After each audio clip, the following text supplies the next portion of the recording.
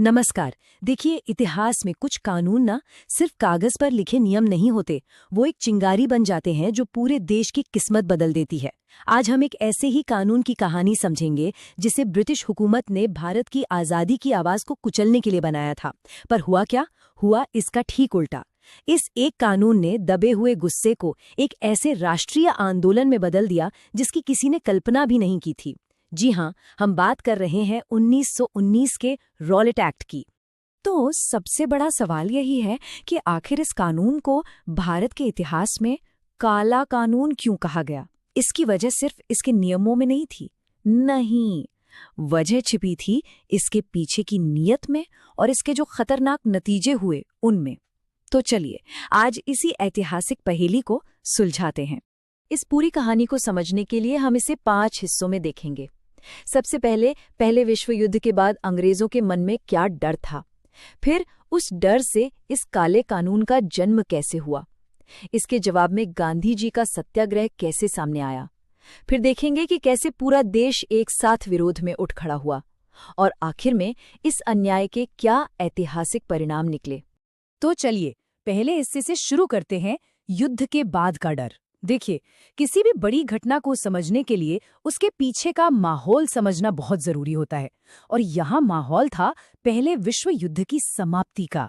अब देखिए, बात ये थी कि जंग के दौरान अंग्रेजों ने एक कानून चलाया था, 1915 का डिफेंस ऑफ इंडिया एक्ट। ये उन्हें बहुत सारी स्पेशल पावर्स देता था, पर वो था एक टेम्पररी वॉर टाइम लॉ। अब युद्ध खत्म हो गया था और अंग्रेजों की ये पावर खत्म होने वाली थी।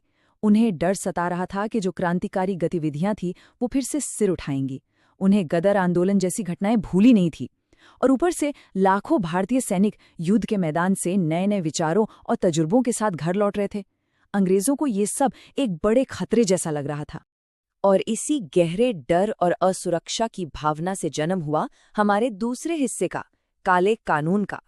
अंग्रेजों ने सोचा कि उन्हें दमन के लिए, लोगों को दबाने के लिए एक परमानेंट हथियार चाहिए। तो ऑफिशियली इस कानून का नाम था the anarchical and revolutionary crimes act 1919। काफी लंबा नाम है ना?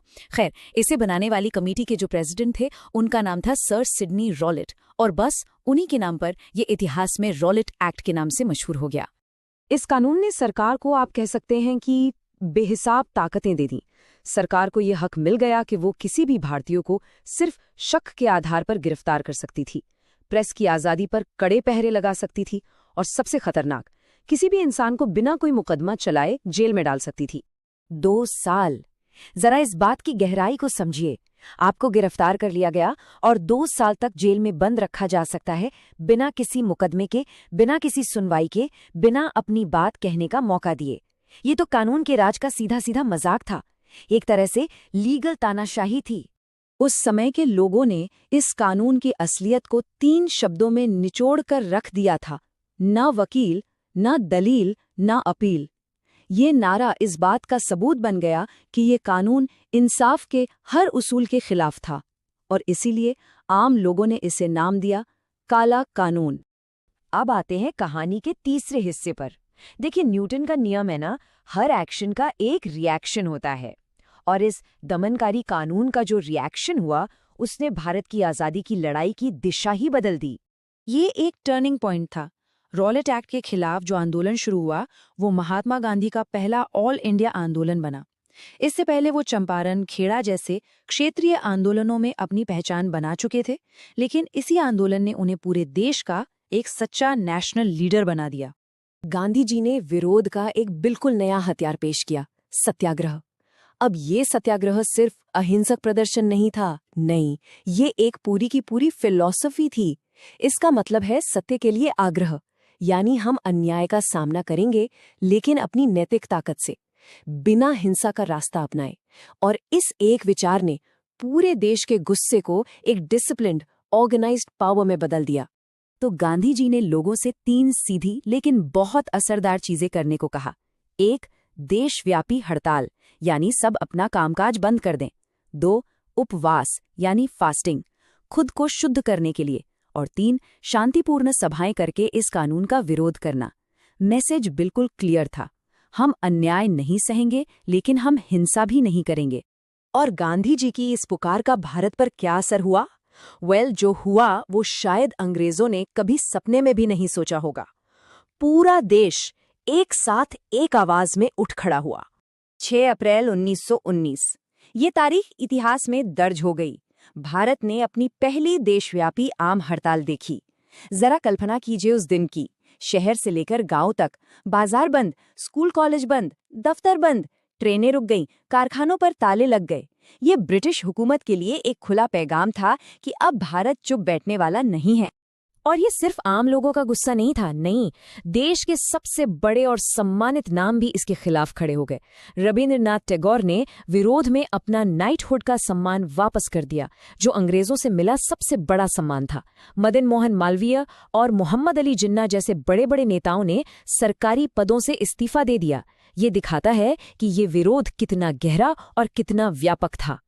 और अब हम आते हैं अपने विश्लेषण के आखिरी और सबसे जरूरी हिस्से पर, अन्याय का अंजाम। यहाँ हम देखेंगे कि रॉलेट एक्ट ने कैसे घटनाओं की एक ऐसी चेन रिएक्शन शुरू की जिसने भारत का भविष्य हमेशा के लिए बदल दिया।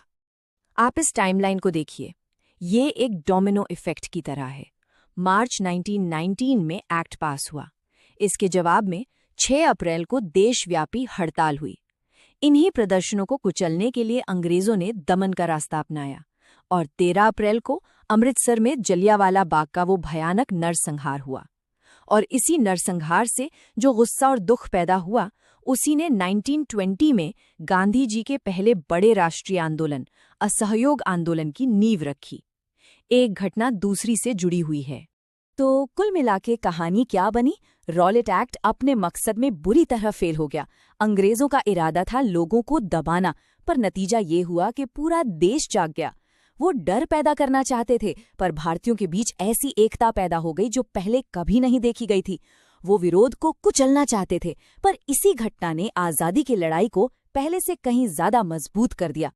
तो रॉलेट एक्ट का ये पूरा किस्सा हमें इतिहास का एक बहुत बड़ा सबक सिखाता है कि जब अन्याय और जुल्म अपनी सारी हदें पार कर जाता है, तो वो लोगों को तोड़ता नहीं, बल्कि उन्हें अपनी किस्मत खुद लिखने के लिए जगह देता है। और ये सब हमें एक बहुत ही बुनियादी सवाल पर लाकर छोड़ देता है, क्या जुल्म और दमन का कोई भी तरीका कभी भी इंसाफ के लिए उठ रही आवाज को हमेशा के लिए खामोश कर सकता है?